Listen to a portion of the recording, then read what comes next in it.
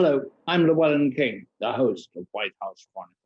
It is agreed in electric utility circles that storage is the big challenge if the deployment of wind and solar alternative energy is to continue at the pace that it has been going, which is pretty hectic.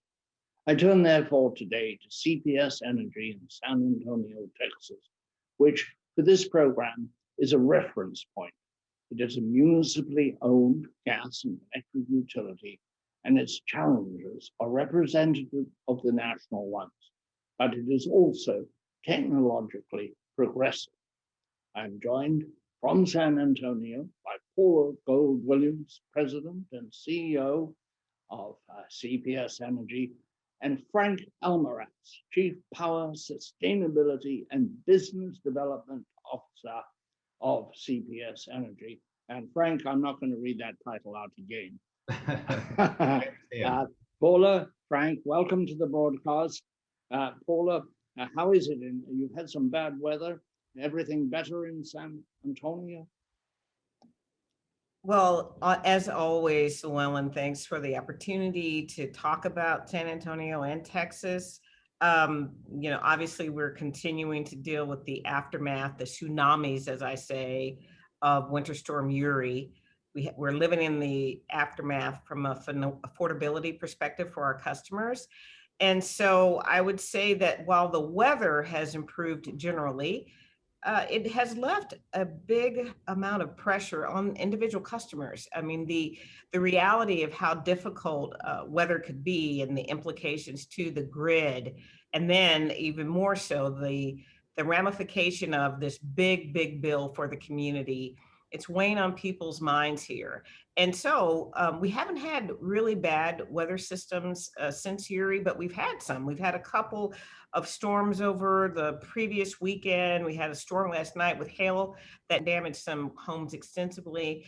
And so again, what we find are people are just very nervous about the implications of weather, and they're nervous about, what do we not know? What have we not been able to resolve either by commercial terms, policy, working with elected officials, or litigation. So that element of living in the unknown and the aftermath, I think, is with us for some time now.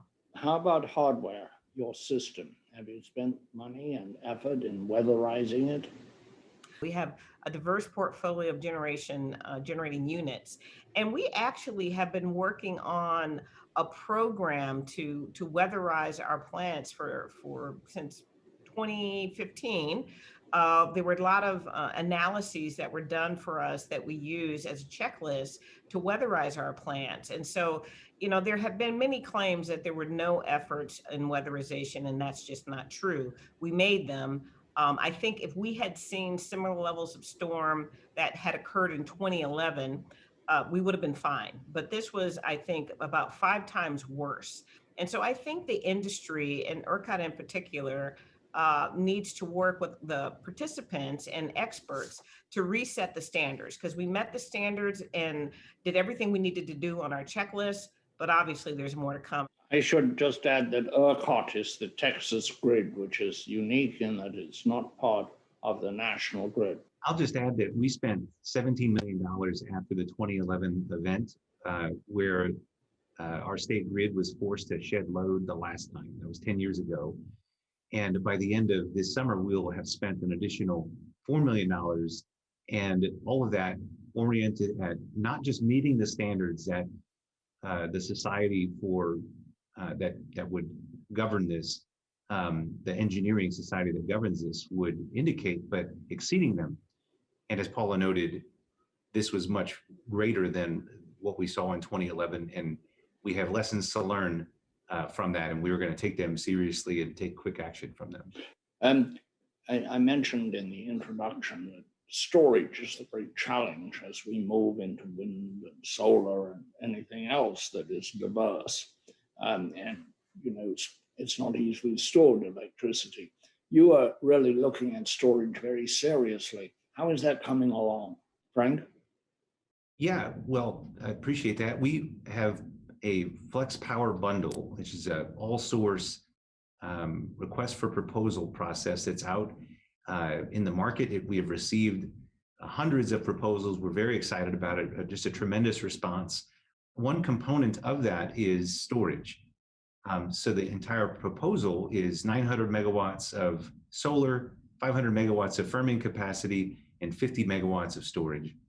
And we've received lots of interest from different types of storage, from energy, from battery storage to compressed air to compressed other fluids and other advanced technologies. So there's lots of interest, and we have a great deal of interest ourselves in making sure that that's there and a resource that can provide supporting power for renewables, which are intermittent, as you noted. Frank, what is firming power? Firming backup, what is it? Right, so when, if you take back the clock 50 years ago, and you would have power generation stations that ran all the time, those would be base load. And then you would have some that ran most of the time, and then some that only ran when you needed the power the most. Well, fast forward to today, and our customers have different ways to be able to manage their consumption. And we have solar and wind, which are intermittent resources that we don't control. Well, now we need to have resources, generation supply that can come on when our customer demand increases, or when solar or wind suddenly decrease. And that filling in of capacity, that's what we call firming generation. And it can be all kinds of different technologies. And under Paula's leadership, we've been really focused on not picking a winner from a technological standpoint, but instead welcoming all sources and evaluating them on equal basis. So that's what we're doing today, is we're in the middle of the evaluation process. Paula, give us some idea of the extent and variety of the proposals you've received. Well, let me add a couple of things to Frank's answer, and to talk to you a little bit about the variety that we've seen. So, the one comment he made is that, particularly in solar, we don't control, and someone may believe that it's not about who operates those systems. What we're really saying here is that whether or not you want to run a solar or wind farm, you can turn it on, but if there's no wind, you're not going to get wind power. And if there's no sun in the sky, you're really not going to get much at all in solar power. So that the big driver in those technologies and being really effective is whether or not the weather itself is cooperating, whether or not Mother Nature is somehow interfering in the need to produce that power. So in terms of how we shaped the Flex Power Bundle, we put a lot of emphasis, though, on solar. We want to diversify our portfolio. We have, we're the largest #1 producer of solar power in the state, but we think that solar has its place in our wide portfolio, and putting more on the Texas grid is great, particularly from an environmental standpoint. But you do have to leverage that with, as Frank explained, the firming capacity to be able to fill in the gaps when the weather's bad and at night. And back to your point, Llewellyn, you really can't store power as readily, and it's for a long period. Batteries are great, but they have a 1 to 4 hour general standard. And once you get past that, you have a lot of difficulties. So in relative to our other types of technology that we're using, it's a blend, right? So we still don't want to go all in on every different type of technology that we have, and concentrate on one. We want to keep it diversified. We have one of the most diversified portfolios already, but in total, we actually have seen that in addition to lithium ion batteries, as Frank indicated, being able to look at compressed storage, different types of technology. We really are very interested in hydrogen. I don't think we saw a whole lot of that. And maybe the biggest challenge with hydrogen right now is we think we're going to need a partner like the federal government or the national labs.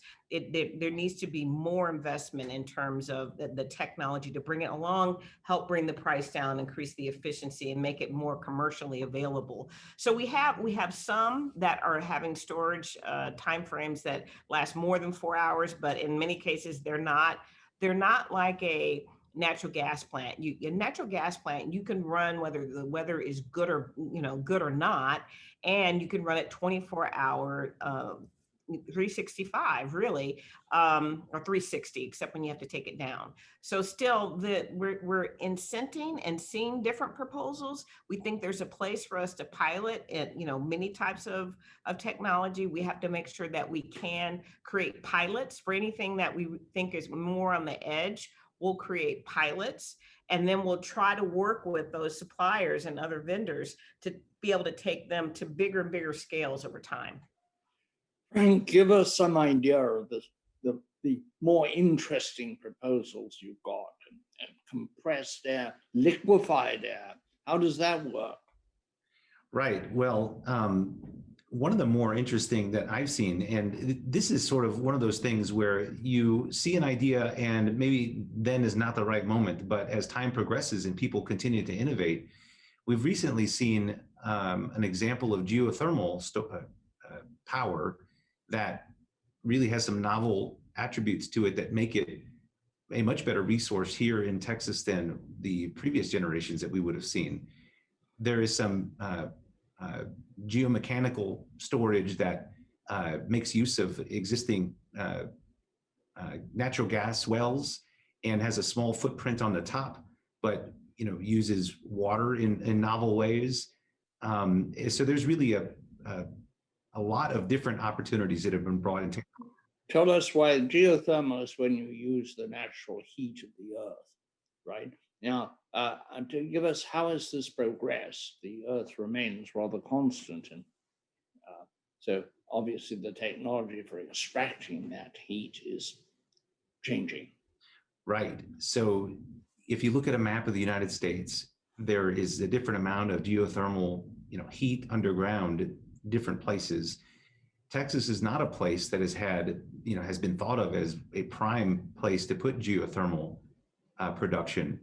But with advancements in horizontal drilling and things that would have been innovated in the oil patch in the natural gas world, there are ways to put additional piping and use of advanced technologies to extract what heat there is and allow a resource that wouldn't have been previously identified as something that would have been an abundant place and make it viable. The cost is still high in some cases, and the costs that we've seen are kind of all over the board, but nonetheless, it gives you a lot of optimism that there is innovation that continues to come, and we will ultimately reach what Paula described, that long duration storage, which would be the holy grail in respect to being able to integrate renewables in a really, really full way.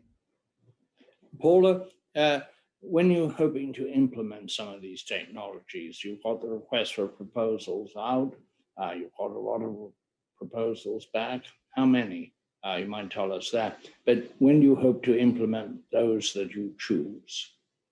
Well, I will let Frank talk about the quantities of them, but I think we have a good enough range. And the group is already narrowing down the ones that we think are the best proposals. They're not done, but they're looking at the best proposals in terms of what's being offered, the efficiency, the location, those kind of things, and general pricing that came from the proposals. But I would say there's a couple of things that we're going to have to do. We are first focused on the solar aspects because it's a bundle, but the timing can happen differently, and we think that utility scale solar as well as some elements of distributed solar within our service territory are the first things that we need to do this year. I think by the end of the summer we'll have looked at the different offerings in the RFP and looked at the more interesting, different long-term firming capacity options. And at that point, we're hoping to have most of the commercial terms negotiated with what our top suppliers will be. But here's where it gets interesting. We actually have to work with each party. There's a construction period typically that goes along with the development of these projects. So I would tell you that it would probably take us more than a year to start seeing some of these things actually on the ground and implemented. I don't know, Frank, would you like to offer something to supplement that? How many proposals did you get, and from how many countries? There were 10 countries where companies submitted proposals. There were over 650 actual proposals representing almost 300 projects. So there was a tremendous response. And as Paula mentioned, and this evaluation process becomes really complex once you have that many different types of projects to compare. And it's one of the reasons that we want to be really intentional about it and look at all of these projects on their merits and select just the right ones for our portfolio. And what's the time frame on that? Are you going to make decisions this year or next month, or and what is the time frame? Well, somewhere between this year and next month. I think it's in the next few months that we'll be able to talk more openly about where we're going to come out. But we would like to have capacity start to be produced in 2023 from the projects that will have to get built. Some of them would be further along in their development and might be available sooner, but we would like to see the majority of them come along in that time frame. For the benefit of our listeners on Sirius XM Radio's POTUS Channel 124, you are listening to White House Chronicle. I am Llewellyn King, the program's host. Joining me today are Paula Gold-Williams, President and CEO of CPS Energy in San Antonio, and Frank Almaraz, Chief Power, Sustainability, and Business Development Officer of CPS Energy. White House Chronicle airs nationwide on 200 television screens and worldwide on Voice of America television and radio in English and translated into Chinese. We are now available as a podcast on Apple, Spotify, Stitcher, or your favorite audio platform. If you would like to receive my weekly columns by email, just email me at llewellynking1@gmail.com. 900 megawatts of solar is a lot of power. It's the equivalent of a very large coal plant or a nuclear plant. It's a great deal of power. Is this going to be produced in solar farms? Or when you say solar, most people think about rooftops, things they see down the highway where so many houses now have panels on the roof. But that's not where you're getting your solar, right? You're getting your solar, I assume, from utility scale solar farms. Well, we actually have both, Llewellyn.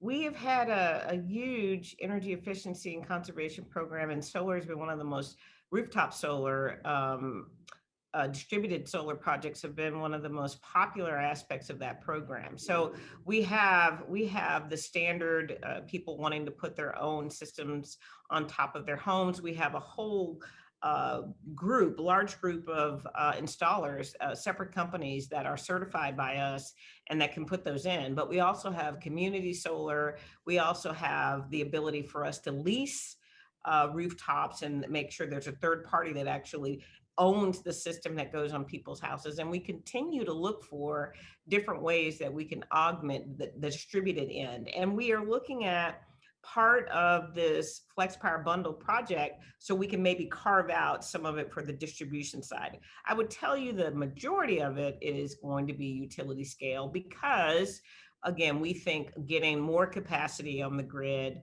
particularly for the summer, is very, very helpful and very, very beneficial from a price standpoint and from an environmental standpoint. The one thing to highlight, though, is to your point, you can compare the capacity the same to a fossil plant, 900 megawatts of a fossil plant that you can get probably, 80, high 80s, low percent availability for the year, 90%. Nuclear, you can get over 100%, depending on how you run it, because you only take it down every 18 months for its formal maintenance.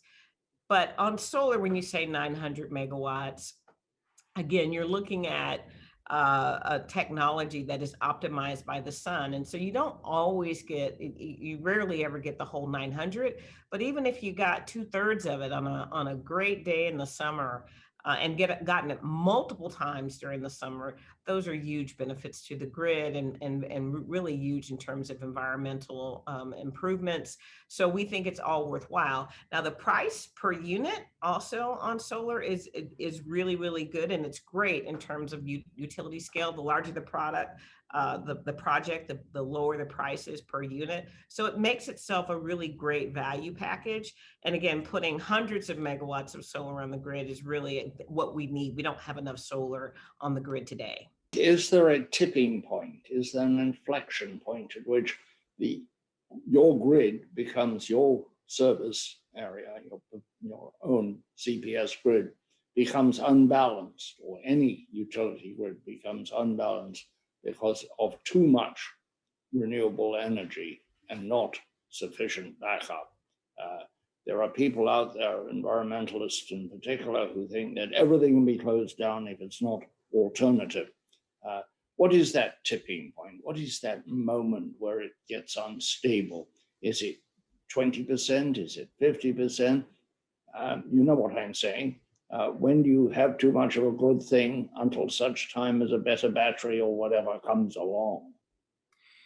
It's a good question. There is a number. I don't think I know it. What I do know is that we have worked really hard to be diverse from a generation portfolio standpoint. And because we're connected to the overall ERCOT grid, different resources types all work together within that grid. There are places where there is too much solar, and that means that prices get very low, or you have to curtail it during the middle of the day. We're not close to that at this point. And I would hope and expect that at the state level, we are very thoughtful about that, as thoughtful as CPS Energy is about it. And I think that we're far enough away that we will have firming capacity and storage available to us. I understand you've got that overabundance of solar power in Arizona sometimes, where the value of the power is negative. They're almost paying people to take it because of over-generating when the sun is blazing, which it does both in San Antonio much of the year and in Arizona. What would you like to see, Paula, moving ahead? What sort of assistance? You mentioned in hydrogen. Is there any other assistance? The federal government under President Joe Biden has made a point of electric vehicles, of clean power, alternative energy. What would you like to see the federal government do vis-a-vis your particular utility?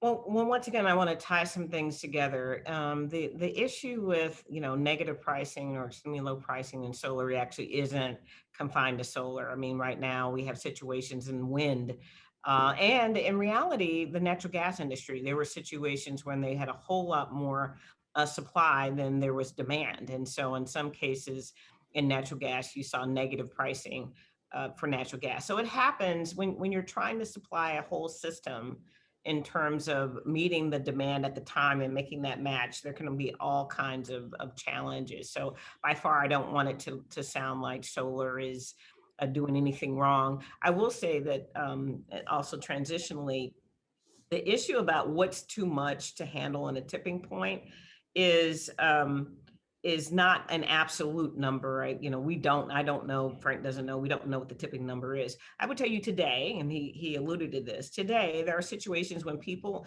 actually put solar systems on their rooftops, particularly two systems together.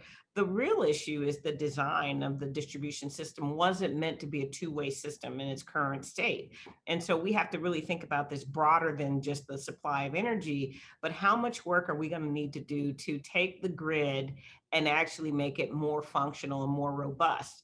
That ties me to President Biden's look at what can we do in terms of the broader infrastructure and look at grids, what needs to be done in terms of making it more robust and more able to handle two-way flows of power. So that, again, the brokering of power and the movement of it really goes where you need it, and it doesn't go wasted, or it doesn't make it so that it's so negative that you're just throwing out that power and it's not really going to be used at all. So I think continuing to monitor and try to have input and understanding about what President Biden's trying to look at in terms of modernizing the grid is really important.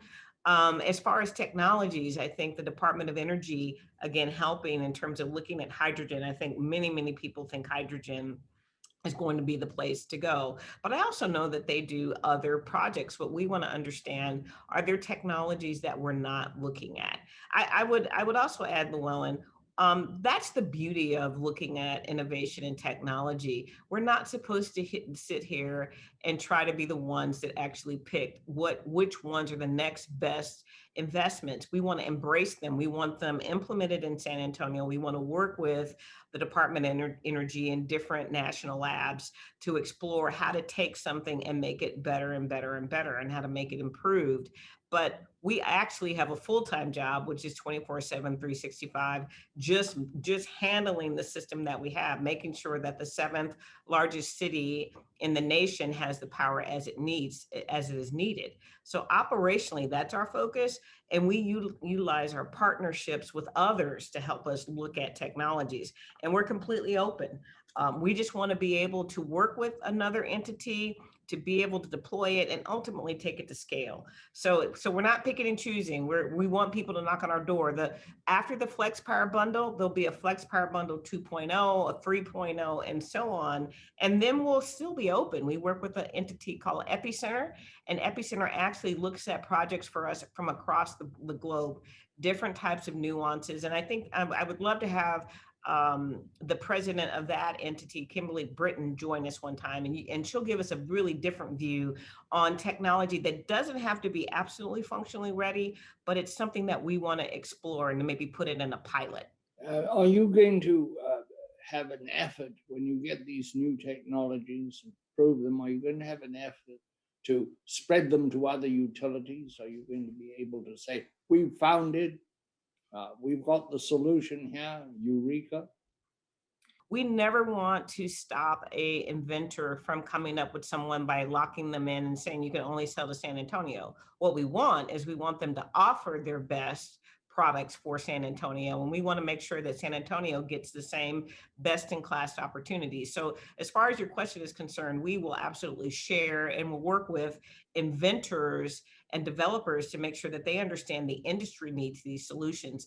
And maybe the second point is we are part of, and again, Epicenter is helping us, we are creating a regional Texas public power corridor. That corridor includes San Antonio, another municipal utility, New Braunfels, Lower Colorado River Authority, LCRA, and then Austin Energy. So it's up the 35 interstate connection, I-35 interstate connection, where we are constantly talking about what we can do. And we have multiple things that we're focused on: operational efficiencies, things that we've learned from the pandemic, and in EVs, as well as other innovations. And so we're all partnering together to see what we could do to actually apply these projects, not just in San Antonio, but over this period, this region, so that we can share. Thank you both so very much for coming on the broadcast, and we will see our viewers and listeners next week. Meanwhile, we hope you come back and report on progress in electricity in Texas. Meanwhile, do wear your mask. That is as important as keeping the lights on. Cheers.